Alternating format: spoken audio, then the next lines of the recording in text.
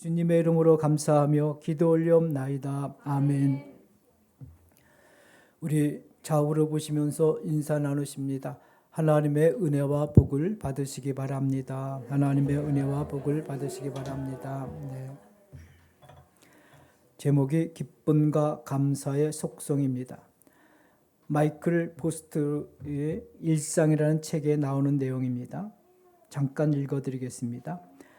나는 초자연적인 차원과 하나님의 권능을 믿는다. 그러나 우리가 그러한 차원만 추구한다면 잃어버리는 것이 더 많을 것이다. 우리는 더 이상 놀란 듯 하지 않을 것이다. 많고 많은 해바라기에서 하나님을 발견할 수는 없을까? 부서지는 파도 속에서 하나님을 볼 수는 없을까? 갓 태어난 아이의 해맑은 눈동자 속에서 하나님을 볼 수는 없을까?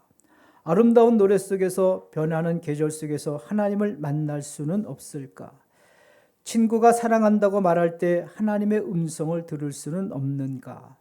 또는 맛있는 음식을 먹으면서 그분의 임재를 맛볼 수는 없는가? 하나님의 나라는 이 세상 도처에서 확장되고 있다.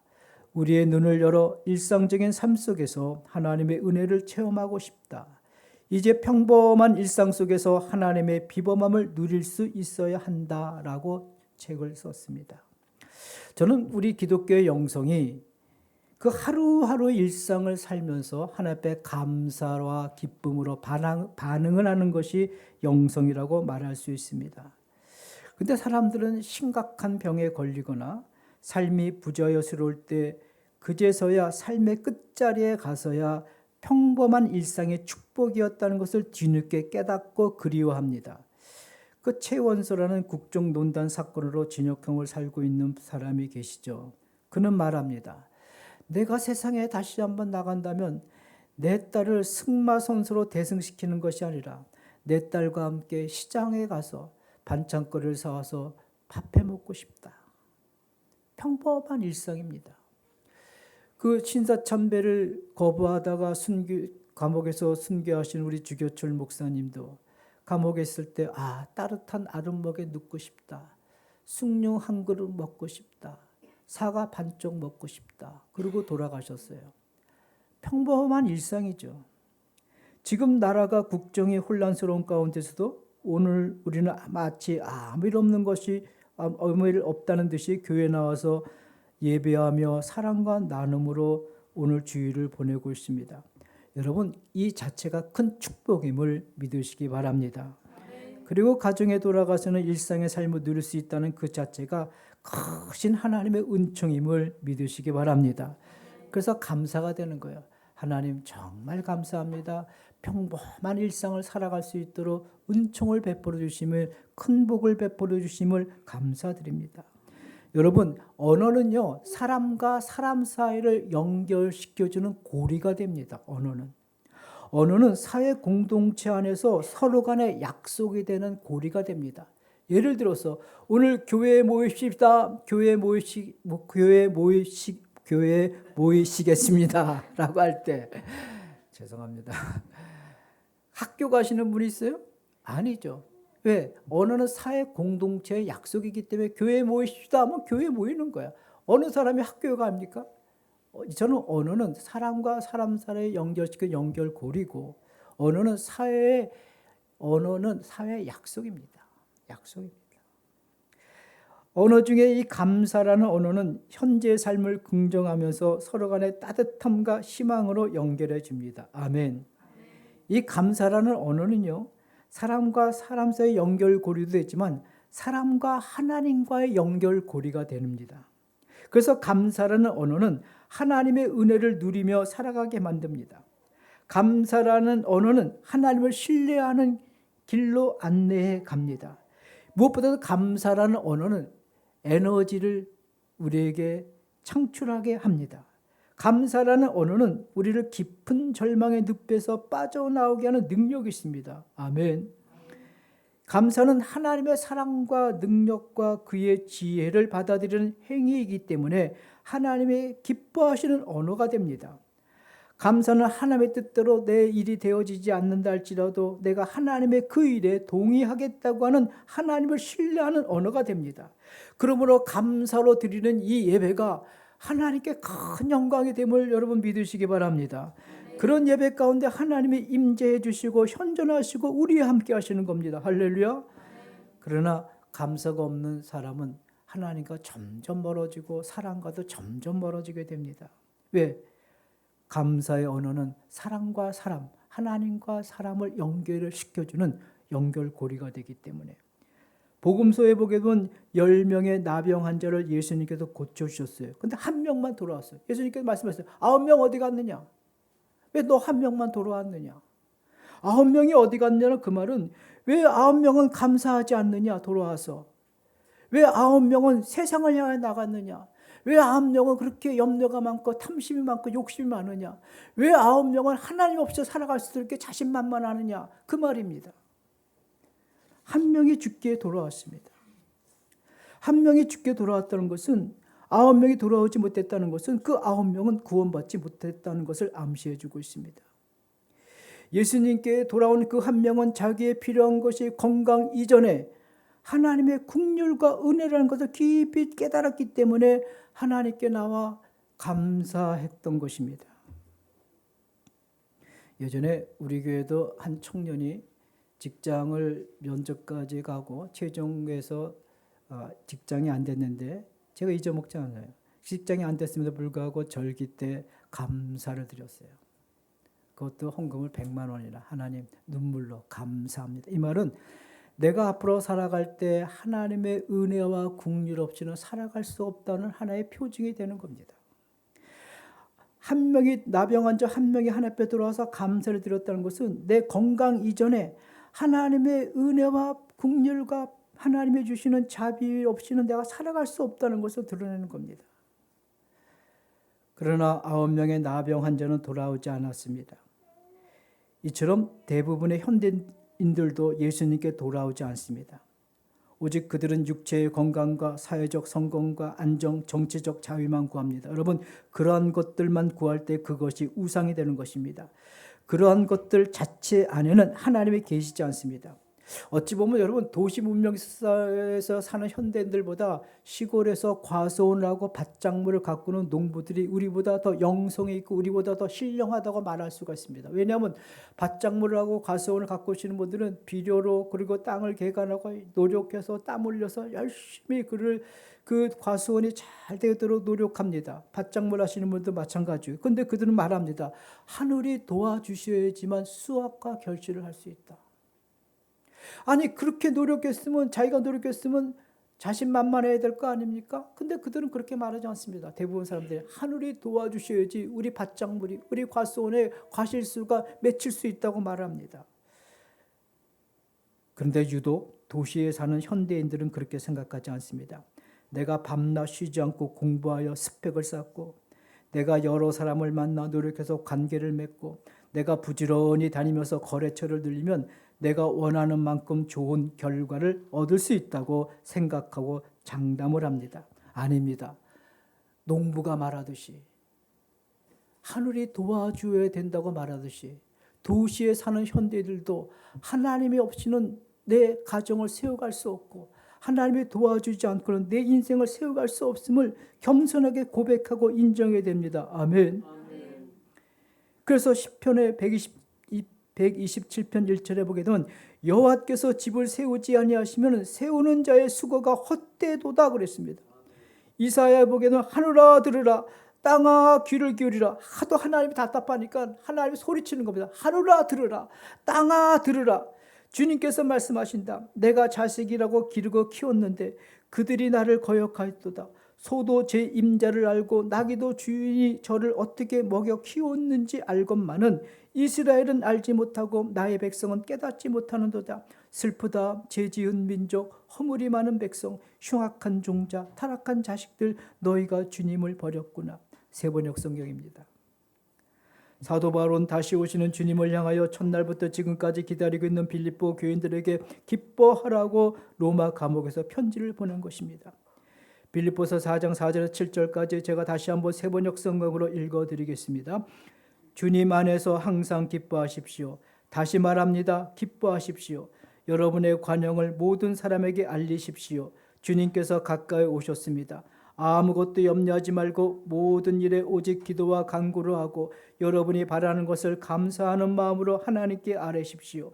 그리하면 사람의 헤아림을 뛰어넘는 하나님의 평화가 여러분의 마음과 생각을 그리스도 예수 안에서 지켜줄 것입니다. 아멘. 바울은 여기서 주님께서 지금 가까이 오고 계시니까 먼저 우리 안에 기쁨을 가지라고 말합니다. 여러분, 가장 좋으신 분이 점점 다가오고 있으니까 얼마나 기쁩니까? 아멘. 그러면서 모든 염려에서 해방되기 위해서 기도와 간구로 감사하는 마음으로 아뢰라. 따라서 하시겠습니다. 감사하는 마음으로 아뢰라. 감사하는 마음으로 기도하는 게 중요합니다. 그리하면 주님의 평화가 우리의 마음과 생각을 주장하게 될 것이라고 말씀하고 있습니다. 바울은 먼저 기쁨의 태도를 가지러 갑니다. 4절에 주 안에서 항상 기뻐하라. 내가 다시 말하노니 기뻐하라고 했습니다. 하나님은 우리에게 기쁨을 안겨다 주시는 참 좋으신 분이십니다. 아멘. 예수님께서 이 땅에 오셨을 때 천사가 너에게 큰 기쁨의 소식을 전해주겠다. 지극히 높은 곳에서는 하나님께 영광이요 땅에서는 하나님이 기뻐하시는 사람들 중에 평화로다 하니라 말씀하셨습니다. 여러분, 예수 그리스도 하나님의 아들 예수님은 우리에게 기쁨을 주시는 분이십니다. 주님은 우리의 고난에 떠나 평안에 떠나 우리에게 기쁨을 안겨다 주시는 분이십니다. 우리는 고난이 오고 내가 병이 들고 실패가 오면 하나님 안 계시다고 생각합니다. 잘못된 생각입니다. 주님은 우리를 향하여 기뻐하라고 말씀하십니다. 우울하거나 슬퍼하지 말고 기뻐하라고 말씀하십니다. 여러분, 제가 암으로 시한부 인생을 살아가는 분에게 기뻐하라고 말하면 너무 잔인한 말같이 들리지 않겠습니까? 그런데 성경은 기뻐하라고 합니다. 왜? 하나님이 우리를 사랑하시고 그분을 사랑하시고 우리를 눈물과 한숨이 없는 영원한 처소로 준비해 놓으시고 우리를 인도하시기 때문에 기뻐하라는 것입니다. 아멘. 실패 가운데서도 기뻐하라고 하십니다. 왜? 실패와 가난 가운데서 우리를 사랑하시고 우리를 쳐내지 아니하시고 거부하지 아니하시고 우리를 품어주시고 새 길을 열어주시고 새로운 시작을 할 수 있도록 동기를 부여해 주시고 용기를 심어주시기 때문에 기뻐하라고 말씀하십니다. 본문은 바울이 빌립보 교인들에게 기쁨을 만들어 가라고 하지 않고 기뻐하라고 명령형으로 되어 있습니다. 여러분 따라서 하시겠습니다. 기뻐하라. 명령형이야. 기뻐하세요가 아닙니다. 기쁨을 만들어 가세요가 아닙니다. 기뻐하라. 바울이 그렇게 말하는 것은 그만큼 당위성이 있어서 그렇지 않겠습니까? 우리가 사는 세상에 기쁨을 누릴 수 있는 일이 많으니까 즐기라는 뜻이 아닙니다. 바울이 여기서 말하는 이 기쁨은 오염된 기쁨이 아니라 세상에서 여과된 기쁨을 말합니다. 여과된 기쁨, 인간이 만들어놓은 모조적인 기쁨, 의도적인 기쁨, 사기적인 기쁨이 아니라 여과된 기쁨을 말합니다. 하나님을 위해서 이루어진 전적인 기쁨을 말하고 있습니다. 인간은 기쁨을 추구하는 존재입니다. 삶을 실현해가는 모든 과정에서 여러분 기쁨이 절대적으로 필요합니다. 그렇지 않으면 삶이 무기력해지고 무의미해지고 사람은 기쁨을 추구해가는 존재이므로 기쁨이 없을 때는 삶이 무겁고 힘들어집니다. 그러나 인간이 만든 세상의 기쁨과 의도적인 기쁨이 위험이 우리 앞에 도사리고 있음을 알아야 됩니다. 인간이 만들어낸 기쁨은 우리의 욕망을 충족시켜주는 기쁨입니다. 이런 오염된 기쁨, 여과되지 않은 기쁨은 우리의 생명을 손상시키고 우리의 삶을 아주 천박하게 만들고 일상의 삶을 피폐하게 만드는 것이 됩니다. 특별히 현대인들은 스트레스가 많기 때문에 인간들이 만든 오염의 기쁨에 덫에 걸려서 자신은 물론 가정까지 파괴하고 사회 공동체까지 회복시킬 수 없을 정도의 피해를 가져다 줍니다. 그러나 바울이 말하는 기쁨은 세상에서 여과된 기쁨을 말합니다. 우리 한번 따라서 하시겠습니다. 여과된 기쁨. 오염된 기쁨은 세상 사람들이 만든 기쁨이 아니라 하나님이 만들어 놓은 기쁨, 여과된 기쁨. 인간들에 의해서 만들어진 의도적인 기쁨이 아니라 하나님에 의해서 이루어진 기쁨입니다. 그것은 하나님은 모든 생명의 주인 되시며 아멘. 지금도 하나님은 나를 위해서 일하고 계시며 아멘. 지금도 하나님은 나를 위해서 가까이 오고 계시며 아멘. 그리고 우리를 성숙한 자녀로 그리스도를 본받는 자로 계속 세워가시기 때문에 하나님 우리를 기뻐하라고 말씀하십니다. 여러분, 우리가 강건하면 7, 80일에도 세상을 떠날 때는 한 줌의 재가 되고 한 평의 묘지에 묻히게 됩니다. 근데 하나님은 우리를 그거보다 더 좋은 비교할 수 없을 만큼 새하늘 새 땅으로 인도해 가시겠다고 약속해 주신 분인데, 여러분, 이보다 더 좋은 언약의 보증이 어디 있겠습니까? 이처럼 하나님은 우리가 범사에 기뻐하며 살아갈 수 있는 원인을 만들어 놓으셨습니다. 이유를 만들어 놓으셨습니다. 이 원인은요, 어느 누구도 취소시킬 수 없고 무효화시킬 수 없고 파괴시킬 수 없습니다. 그래서 기뻐하라고 말씀하십니다. 그러므로 그리스도인의 기쁨은 하나님의 사랑과 언약을 받아들이고 하나님께 순종할 때 기쁨이 충만해지는 것입니다. 아멘. 오늘 본문에서 바울은 다시 오시는 주님을 기다리고 있는 빌립보 교인들에게 세 가지의 내용을 말씀했습니다. 기뻐하라, 다시 말하노니 기뻐하라. 주님이 가까우셨으니 모든 사람의 관용을 알게 하라. 모든 염려에서 벗어나 너희 구할 것을 감사함으로 구하라. 5절에 같이 한번 보겠습니다. 5절. 우리 같이 5절 읽겠습니다. 시작. 너희 관용을 모든 사람에게 알게 하라. 주께서 가까우시니라. 아멘. 바울은 너희 관용을 모든 사람에게 알게 하라. 여러분, 여기서 말하는 관용은 이해관계를 뛰어넘는 것, 상식을 뛰어넘는 것, 때로는 사회적 정의를 뛰어넘는 행위를 말하는 겁니다. 역대 뉴욕 시장 중에서 가장 명시장으로 이름 날린 라과디아라는 분이 있었습니다. 이분이 시장 되기 전에 판사로 재직했었을 때 하루는 가게에서 빵을 훔쳐다 붙잡혀있는 노인이 기소되어 재판을 받게 되었습니다. 라과디아 판사는 이렇게 말했습니다. 당신의 행위는 10불의 벌금형이 됩니다. 그리고 나서 그는 자기 지갑을 꺼내서 10불을 내가 내겠습니다. 말했습니다. 그리고 나서 이토록 배고픈 사람이 뉴욕의 거리를 헤매고 다녔는데 나는 너무 좋은 음식을 먹었기에 그 벌금으로 내가 10불을 내겠습니다. 그러면서 그 라과디아 판사는 자기 모자를 꺼집어내서 재판부 서기에게 내주면서 이 재판에 참석하신 모든 분들 중에 내가 너무 잘 먹고 산다고 생각하시는 분들은 여기에 기부를 하십시오. 그래서 거기에 기부를 했던 돈을 모으니까 벌금 10불을 내고 그 노인에게 47불을 손에 쥐어줄 수 있었다고 합니다. 여러분, 관용은요, 사회적 정의로 응당히 처벌을 받아야 할 일이지만 때로는 그것을 넘어서는 자비를 베푸는 것이 관용입니다. 관용을 알게 하라. 왜? 주께서 가까이 계시다는 거죠.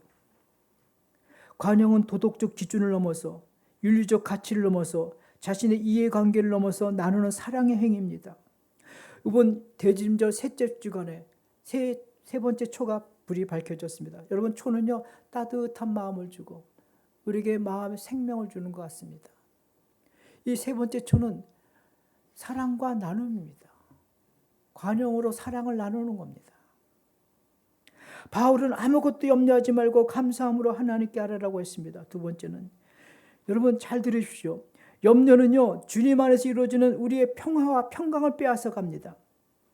우리 마음에 평강이 없을 때 우리 인격은 분열되어져서 염려로 인한 간섭이 있고 규제가 있고 잔소리가 많아지고 통제가 있고 갈등이 생깁니다. 여러분, 부모가 자녀를 염려하기 시작하면요, 부모가 괜히 간섭하기 시작합니다. 규제합니다. 통제합니다. 불필요한 참견을 하기 시작합니다. 그래서 갈등이 발생되는 겁니다.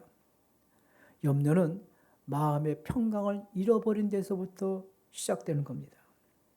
우리가 마음의 평강을 잃어버리면 자꾸만 인간의 셈이 앞섭니다. 이해관계가 앞서고 인간의 헤아림으로 사람을 판단하고 인간의 생각으로 이해관계를 따져서 말을 하게 되고 행동하게 됩니다. 그러니까 더 불안해지기 시작하는 겁니다. 염려는요, 모든 상황보다 실제보다 더 안 좋게 봅니다. 실제보다 더 위험하게 봅니다. 실제보다 더 크게 두려움을 가져다 줍니다. 염려는. 빌립보서 1장 28절에 이런 말씀이 있습니다. 대적하는 자들 앞에서, 염려와 근심하는 자들 앞에서 너희가 두려워하지 않으면 그들에게는 멸망의 증거요 너희에게는 구원의 증거다. 아멘. 염려거리가 있고 두려움거리가 있는 앞에서 우리가 거기에 꺾임당하지 않으면 그들에게는 멸망의 증거가 되지만 우리에게는 구원의 증거가 된다는 겁니다. 어느 기업인의 회장이 자신의 그 자녀가 도저히 다시 살아날 수 없는 지경에 빠져서 그 대수술실로 들어갔을 때 그는 그 수술실 앞에서 창피함도 모르고 무릎 꿇고 그 자신의 아이가 잘 치료될 수 있도록 의술이 잘 조치될 수 있도록 기도했는데 기도하는데 하나님의 평강이 임하더래요. 그래서 염려를 싹 내려놨답니다. 그랬더니 그 아이가 죽을 수뿐이 없는 아이가 다시 살아나왔더라는 거죠. 여러분, 두려움과 걱정과 근심 앞에서 우리가 그것에 꺾임당하지 않으면 그들에게는 멸망의 증거지만 나에게는 구원의 증거라고 성경은 말씀하고 있습니다. 염려에서 벗어나기를 주님으로 축복합니다. 바울은 염려에서 벗어나는 길을 제시합니다. 우리 6절 같이 읽겠습니다. 6절 시작. 아무것도 염려하지 말고 모든 일에 오직 기도와 간구로 하고. 아멘. 제가 세 번역성으로 다시 읽겠습니다. 아무것도 염려하지 말고 모든 일에 오직 기도와 간구로 하고 여러분이 바라는 것을 감사하는 마음으로 하나님께 아뢰십시오. 여러분, 염려를 벗어나는 길은요, 감사하는 마음으로 하라는 겁니다. 그냥 하나님께 기도하는 게 아니라 뭐래요? 감사하는 마음으로 기도하는 겁니다. 감사. 그러면서 염려 그 자체를 하나님께 내려놓는 겁니다. 염려에 사로잡혀 있으면 하나님 이것도 해주세요, 저것도 해주세요, 그리고 이것도 해결해 주세요, 그리고 나도 세워주세요. 여러분, 그런 기도는 합당한 기도가 될 수가 없습니다. 감사하는 마음으로. 아멘. 감사하는 마음으로 하는. 왜냐하면 하나님의 임재는 염려 가운데 임하지 않습니다. 하나님의 능력은 염려 가운데 임하지 않습니다. 하나님의 역사는 염려 가운데 나타나지 않습니다. 하나님의 임재와 역사와 능력은 평화 가운데, 감사 가운데 나타난다는 것을 믿으시기 바랍니다.